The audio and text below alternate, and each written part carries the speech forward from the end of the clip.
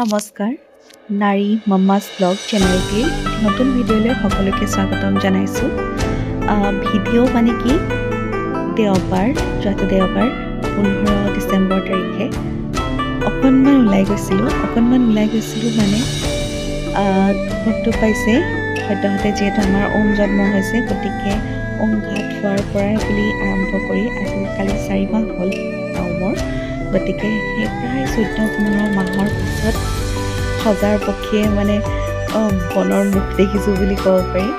আৰু যিসকলে এইখিনি মুহূৰ্ত পাইছে জীৱনত তেওঁলোকে গম পায় নিশ্চয় আমাৰ এইটোকে সদায় সোমাই থাকে। যিহেতু মই এগৰাকী ৱৰ্কিং ওমেন হয়, মই এগৰাকী শিক্ষয়িত্ৰী, সদায় 80 কিলোমিটাৰ আপ ডাউন কৰি পেলাই চাকৰি কৰি আছিলোঁ।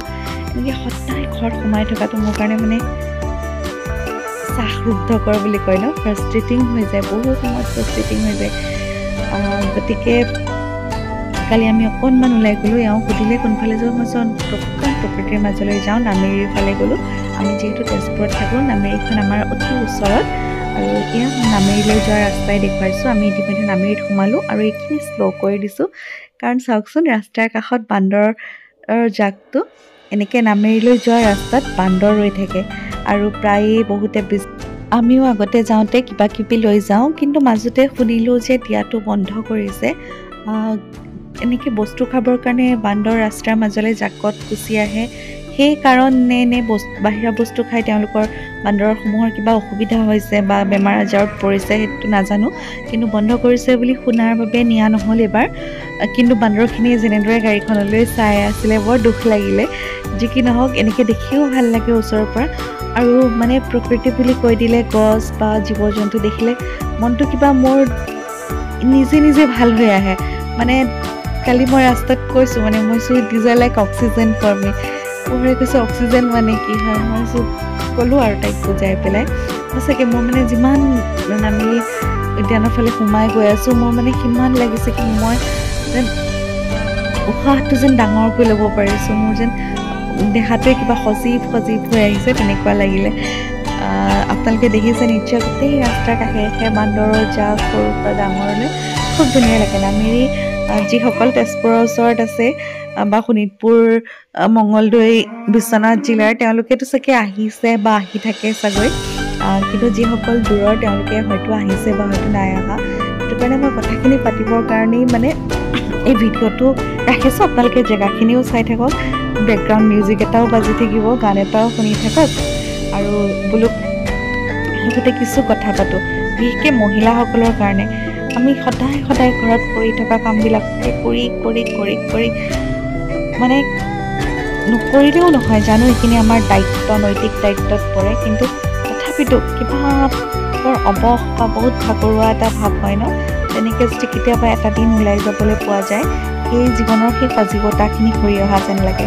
আৰু সেইখিনিও যদি এনেকৈ প্ৰকৃতিৰ মাজলৈ যাব পৰা হয়, মানে মোৰ ক্ষেত্ৰত তেনেকৈ গৈ খুব ভাল লাগে। হয়তো কাৰোবাৰ বেলেগ হ'ব পাৰে, কোনোবাই হয়তো শ্বপিং কৰি ভাল পায়, বিভিন্ন ধৰণৰ সকলোৰে চখ থাকে। আমাৰ পোহৰে ওপৰৰ ছানৰুফখন খুলি ল'লে তাইও মোৰ লগত এনেকৈ মই মাজে ওলাই যাওঁ। তেজপুৰ জেগাখন নিজেই অতি সুন্দৰ জেগা, মানে প্ৰকৃতিয়ে মানে দুহাত ভৰাই, মানে আজলি ভৰাই দিয়া বুলি কয় যে, তেজপুৰক তেনেদৰে সজাইছে। গতিকে তেজপুৰত যাওঁ বুলিলে আমাৰ ওচৰে পাঁজৰে যাবলৈ বহুত ঠাই আছে। কেতিয়াবা পোহৰে মই স্কুলৰ পৰা আহোঁতে বা কেতিয়াবা আগতে তাইক কিবা এনেই বজাৰ সমাৰ কৰিবলৈ বা কেতিয়াবা আৰ্টলৈ নিওঁতে, আৰ্ট স্কুললৈ নিওঁতে মই ওচৰৰ কোনোবা এটা জেগাত যদি যাব পাৰোঁ, পটককৈ পাক মাৰি আহোঁ। সেই তেতিয়াৰ পৰা তাইও লাহে এনেকৈ প্ৰকৃতিৰ মাজত আহি খুব ভাল পোৱা হ'ল। তাই ছানৰুফখন খুলি পেলাই বতাহখিনি লৈছে আৰু চিঞৰ বাখৰ, মানে তাই বিৰাট ফূৰ্তি। আৰু আজি যিহেতু মই সোমাই যোৱা মানে তাইও সোমাই যাবলগীয়া হ'ল, বিচাৰিলে বেয়াও লাগে কেতিয়াবা। আগতে ঘূৰি ফুৰা ছোৱালীজনী, আগতে আমি দেওবাৰ হ'লেই ওলাই যাওঁ বুলি ক'লেও মিছা নহয়, কিন্তু মানে কাৰণ সোমবাৰৰ পৰা শনিবাৰলৈকে সম্পূৰ্ণ টাইট চিডিউল থাকে, সদায় অহা যোৱা, ৰাতিপুৱা 7:30 পৰা 4:30 ঘৰ সোমাওঁ। গতিকে মানে একদম ফ্ৰাষ্ট্ৰেটেড, গধূলি হ'লে নিজৰ কামখিনি কৰি কেনেকৈ খাওঁ। এয়া আমি অকণমান আগবাঢ়ি গৈছিলোঁ, চাওক অৰুণাচলৰ পাহাৰখিনি দেখা পোৱা গৈছে। আপোনালোকে দেখা পাব, আমি ভালুকপুং বৰ্ডাৰলৈকে গৈছিলোঁ। এই সপৰিয়ালে ওমো গৈছে। ওমৰ মানে দেওবাৰে আপোনাৰ 4মহীয়া জন্মদিন বুলিয়ে ক'ব পাৰি, এজনী পোহৰ মানুহজন লগত। আৰু এয়া পিছফালে সকলো সময়তে মোৰ লগত থকা গীতা, মানে গীতা অবিহনে হয়তো অমক এনেকৈ ডাঙৰ কৰা বা দ্বিতীয়বাৰ কিবা এটা ভবাটো সম্ভৱেই নাছিলে বাৰু যি কি নহওক এতিয়া আমি 11 মানত নামি আহিলোঁ পিকনিক প্লেচটোলৈ খুব ধুনীয়া ঠাইখিনি আপোনালোকৰো মন ভাল লাগি যাব ফটোখন দেখিলে চাওকচোন কিমান ধুনীয়া জেগাখিনি আৰু তাতে নামি পেলাই লিখা আছে 11 মাইল পিকনিক স্পট বুলি আৰু বহুত পিকনিক পাৰ্টি বহুতে খাইছে পানীখিনি ড্ৰপ পৰা নীলাই দেখা পাইছেনে বৰ ধুনীয়া ঠাইখিনি মানে একদম নামি যোৱাৰ পিছত আপোনাৰ মনটো সাত পৰি যাব মানে ইমান ভাল লাগে ইয়াত খেতৰ সৈতে অমৰ ফটো এখন ল'লোঁ আৰু তাৰপিছত আমি লাহে লাহে নামি গ'লোঁ আচলতে মই প্ৰথম মুখতে আছিলোঁ আৰু পোহৰ আৰু হেড গৈ পেলাই বহুত দূৰ পালেগৈ তো মই সেইখিনিৰ পৰাই ভিডিঅ' কৰিম বুলি ভাবিলোঁ মই নাযাওঁ ইমান দূৰলৈ সেইখিনিৰ পৰাই ভিডিঅ' কৰি আছিলোঁ তেনেকৈ ভিডিঅ' কৰি থাকোঁতে চকুত পৰিলে বাপেক জীয়েকে একদম পূৰা প'জ দি ফটো উঠি আছে মোৰো অকণ মনটো গ'ল গতিকে লাহে লাহে গৈ ময়ো তেওঁলোকৰে ওচৰ পালোগৈ গৈ দুখনমান ফটো ময়ো উঠিলোঁ এই পানীৰ শব্দটো মই বন্ধ কৰি দিয়া নাই ইমান ধুনীয়া লাগে শব্দটো হয়নে একদম মনটো খাট পেলাই নিদিয়েনে এনে শব্দবোৰে এই আমাৰ গীতা অমক লৈ বহি আছে তাই বোলে পানীলৈ নাযায় চাদৰ মেখেলা পিন্ধি আহিলে গতিকে আমি এনেকৈ ফটো চটো উঠি ঘূৰি আহিলোঁ এনেকুৱা এটা দিন মানে মহিলাসকলৰ কাৰণে খুবেই প্ৰয়োজন নহয় জানো আমি ইমান বিভিন্ন চিন্তাৰে মানে ভাৰাক্ৰান্ত হৈ থাকোঁ এতিয়া মোৰ ক্ষেত্ৰতে ক'বলৈ গ'লে এটা শুলে এটা নুশুৱে এটা পঢ়াব লগা থাকিলে ইটো উঠি যায় মানে চবফালে মিলাওঁতে নিজে কেতিয়াবা ক'ৰবাত হেৰাই যোৱা হয়নে নহয় বাৰু আৰু যিসকল মহিলা একেখন ঠাইতে বিয়া হৈছে তেওঁলোকৰ কিছু প্লাছ পইণ্ট থাকে এনেকুৱা ক্ষেত্ৰত মানে ভাগৰুৱা হ'লে মাকৰ ঘৰখনত সোমাই পেলাই কাৰণ আইৰ সমান কোনো হ'ব নোৱাৰে ন আইৰ কোলাত অকণমান ৰৈ দিলেও মানুহজনীয়ে অন্তৰৰ পৰা হাত পায় বা এটা ফ্ৰেণ্ড চাৰ্কেল থাকে বহু পুৰণা এটা ফ্ৰেণ্ড চাৰ্কেল থাকে য'ত মানে সুখে দুখে সমভাগী হোৱা বন্ধু বান্ধৱীসকল থাকে যাৰ লগত কিছুমান কথা ভাগ বতৰা কৰি ল'ব পাৰি মনৰ কথা পাতিব পাৰি বা বুজি পোৱা যায় ইজনে সিজনক বুজি পোৱা যায় কিন্তু যেতিয়া আমি এখন নতুন ঠাইলৈ বিয়া হৈ আহোঁ আমিও ইয়াতে নতুন বন্ধু পাওঁ নতুন বান্ধৱী পাওঁ বহুত আপোন হৈ পৰে তথাপিতো যেন ক'ৰবাত মানে কিছুমান কথা ক'বলৈ সেই খালী জেগা অকণমান ৰৈ যায় যাৰ ওচৰত গৈ আমি হয়তো কোনোবা আগৰ স্কুলৰ ফ্ৰেণ্ড বা কলেজৰ ফ্ৰেণ্ডক পালে আমি চিঞৰি দিলোঁ হয় যে অস্বস্তি পাইছোঁ বা কিবা এটা বুলি যিখিনি তেনেকুৱাত ক'বলৈ অকণমান দিগদাৰ লাগে হয়নে গতিকে সেই মহিলাসকলৰ কাৰণে আমাৰ বন্ধুত্ব বা এটা ফ্ৰেণ্ড চাৰ্কেলৰ বহুত প্ৰয়োজন য'ত আমি মানে নিজক প্ৰকাশ কৰিব পাৰোঁ বা মই ভাবোঁ নহ'লে এনেকৈ সপ্তাহত বা মাহটোত দুবাৰ এয়া শুনিছেনে কাষৰ পৰা অমে মা বুলি মাতিব পৰা হ'লে আচৰিত লাগিব আপোনালোকক যোনদিনাখন জন্ম হৈছে আনি পেলাই যেতিয়া নাৰ্ছে মোৰ কাষত দিছে একদম লগে মা বুলি কৈ প্ৰথম কান্দিছিলে মই চক খাই চাইছোঁ মানে যে কেনেকুৱাকৈ জন্ম হৈয়ে মাত মাতে আৰু সি যেতিয়াৰ পৰাই মা শব্দটো কয় এতিয়াও শুনিছেনে মা বুলি মাতিছে মই আপোনালোকৰ লগত কথা পাতি আছোঁ যে মোক টানি মা বুলি মাতিছে মানে শুই গৈছিলে কিন্তু সাৰ পাই গ'ল এতিয়া আৰু আমাৰ হিৰইনক প'জ দি ফটো মাৰালোঁ তাৰপিছত আমি যে 11 মাইলত সোমাই গৈছিলোঁ বাটতে এনেকৈ গাহৰি ফুলিছিলে নতুনকৈ গাহৰি খাবলৈ শিকিছোঁ তাৰপিছত আমি সোমাই গৈ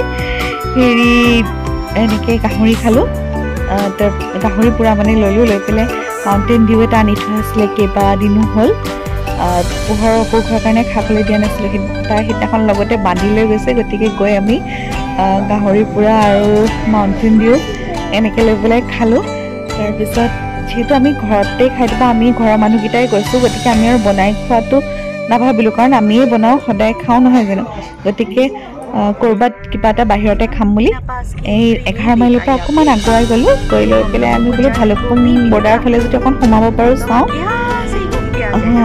কিন্তু ইতিমধ্যে ভোকো লাগি আহিছিলে গতিকে ততাতৈয়াকৈ গ'লোঁ এবাৰেই ক'লে তেওঁলোকে মানা কৰিলে যে বৰ্ডাৰৰ জেগা পাছ নহ'লে নাযাব নেকি বুলি ক'লে আৰু তাৰপিছত আমিও বৰ এটা জোৰ নকৰিলোঁ যিহেতু ভোকো লাগিছে অকণমান গতিকে খোৱাটোৱে সোনকালে খোৱাটোৱে ভাল হ'ব বুলি ভাবি পেলাই আমি ঘূৰি দিয়াতে ঠিক কৰিলোঁ আৰু গতিকে আমাৰ বাইদেউৰ অকণমান মনটো দুখো লাগিলে আমি পটককৈ ঘূৰি দিয়াৰ কাৰণে কিন্তু যি কি নহওক আমি লৰালৰিকৈ ঘূৰি আহিলোঁ এয়া অসমৰ শেষ সীমা অৰুণাচলৰ ফালে ভালুকপুং বৰ্ডাৰ সন্মুখত এখন বজাৰ সদৃশ আছে তাৰপিছত আমি গেটখন পাম গেটখন পাই যিহেতু আমি এই আমাৰ বহি দিলে আৰু সোমাবলৈ নাপাম বুলি গম পোৱাৰ পিছতে সেইকাৰণে সেইখন আমি আকৌ ওলাই গুচি আহিলোঁ আৰু তাত ৰৈ সময় নষ্ট নকৰিলোঁ, গৈ পেলাই কিবা এটা খাওঁগৈ বুলি ওলাই আহিলোঁ। আৰু জেগাখিনি বৰ ধুনীয়া আচলতে। অৰুণাচল অসমখন ধুনীয়াই, অৰুণাচলখন আৰু বৰ ধুনীয়া, মানে প্ৰাকৃতিকভাৱে অতি শুৱনি। যদি টাৱাং ধিৰাং যোৱা নাই আপোনালোক আহিব কেতিয়াবা, এই বাটেৰে যাব লাগিব, খুব ধুনীয়া লাগে। আৰু এয়া আৰু এটা পিকনিক স্পট আছিলে আমি পাই যোৱা, মানে 11 মাইল পাৰ হৈ আছিলে এইটো পিকনিক স্পট। এইটো পিকনিক স্পটেই পুৰণা পিকনিক স্পট আছিলে বোলে, এখেতৰ পৰা জানিব পৰা মতে। 11 মাইলৰ স্পটটো নতুনকৈ ওলোৱা এটা ঠাই। আৰু যি কি নহওক দুয়োটাই ধুনীয়া, একেখন নদীৰে দুটা মানে পাৰ্টত দুইফালে মানুহে বহে। দেখিছেনে কিমান ভিৰ, এতিয়াতো পিকনিকৰ সময়। ইয়াত এনেও আপোনাৰ 12 মাহেই দেওবাৰ বুলি ক'লে এই জেগাখিনিত ভিৰ মানুহ আহেই। আৰু এতিয়া পিকনিকৰ সময় যেতিয়া, মানে সোনকালে নাহিলে পিকনিক খাবলৈ ঠাই নাপায়। গতিকে খুব ধুনীয়া ঠাই, খুব ভাল লাগিলে গৈ, মনটো প্ৰফুল্লিত হৈ আহিলে। তাৰপিছত আমি এনেকৈ উভতি আহিলোঁ আৰু আহি লৰালৰিকৈ ক'ত খাম কৰি। মানে এইটো চাইডে এটা দিগদাৰ, ৰাস্তাটোত খোৱা সুবিধাটো অকণমান কম, মানে নামেৰি ফালে। আৰু হয়তো আমি নাজানিবও পাৰোঁ, ভিতৰ ফালে কিবা থাকিব পাৰে, কিন্তু ৰোড চাইড অলপ খোৱাৰ সুবিধাটো কমকৈ আছে।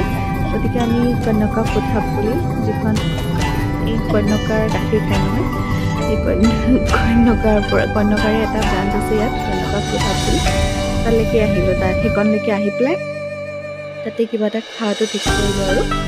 গতিকে এয়া কন্যকা ফুড হাব, তাতে সোমালোঁ। সোমাই আমি বিৰিয়ানী আৰু চিকেন কাৰী অৰ্ডাৰ দিলোঁ, তাকে খালোঁ। খাই পেলাই লৰালৰিকৈ ইতিমধ্যে 3:30 4টা বাজিবই হ'ল। তাতো অকণমান 2-4খন ফটো উঠিলোঁ। পোহৰৰ মনটো বেয়াই হৈ গ'ল ঘূৰি আহিবলৈ ঘৰত। মাক পুতেক, ইফালে বাপেক জীয়েক। এতিয়া আজিকালি আমাৰ উমেও মানে তাৰ ফৰমাইছবিলাক আকাৰ ইংগিতে দেখুৱাব পৰিছে। এতিয়া বাপেকে বায়েকে ফটো উঠা দেখি তাকো যাবলৈ লাগে, গতিকে সিও উঠিলেগৈ এখন ফটো। আৰু এনেকৈ আমি সকলোৱে খাই বৈ লাহেকৈ ওলাই আহিলোঁ। চাফ চিকুণতাৰ ক্ষেত্ৰত খুব সুন্দৰ, আৰু খাদ্য ঠিকেই বুলিয়ে ক'ব পাৰি, বেয়া বুলি ক'ব নোৱাৰোঁ। খাই আহিছোঁ যেতিয়া, অপশ্যনো সেইফালে কম। গতিকে আমি লৰালৰিকৈ ঘূৰি আহিলোঁ।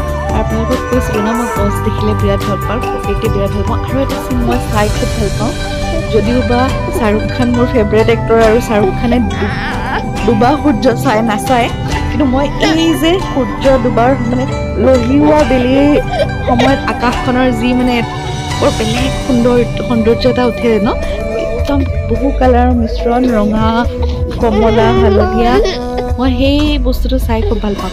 আৰু এইখিনি আমাৰ পোহৰে কৰা ভিডিঅ' দেই। তাইও মানে মোৰ লগত এনেকৈ ফুৰি তাইও সেই বস্তুবিলাক চাই খুব ভাল পায়। দেখিছানে কিমান ধুনীয়া লাগিছে নহয়নে? আকাশখন চায়ে থাকিম যেন তেনেকুৱা লাগে। এইখিনি তাই কৰিছে, ধুনীয়াকৈ কৰিছে ভিডিঅ'টো বাৰু। তাইৰো মানে আজিকালি তেনেকুৱা হ'ল, ক'ৰবালৈ গ'লে এনেকুৱা ধুনীয়া সময় পালে চাই কেতিয়াবা এনেকৈ লৈও আহিব বিচাৰে। মানে মুঠৰ ওপৰত আমি এতিয়া দুইজনী প্ৰকৃতি প্ৰেমী হৈছোঁ। সাংঘাতিক ধৰণে প্ৰকৃতিৰ কাৰণে কিবা কৰিব পৰা নাই, কিন্তু ভাল প্ৰকৃতিক খুব পাওঁ। আৰু সঁচাকৈ এগৰাকী মহিলা হিচাপে মানে এনেকুৱা এটা দিন বহুত প্ৰয়োজন অনুভৱ কৰোঁ। আৰু কি কৈ আছোঁ ক'ব নোৱাৰোঁ ভিডিঅ'টোত, মানে বহুত দিনৰ মূৰত এটা ভিডিঅ' বনাইছোঁ, মনৰ কথাবিলাক ক'বলৈ মন গৈছিলে, মনটো একদম হেঁচি কথাই ভৰি পৰিছে।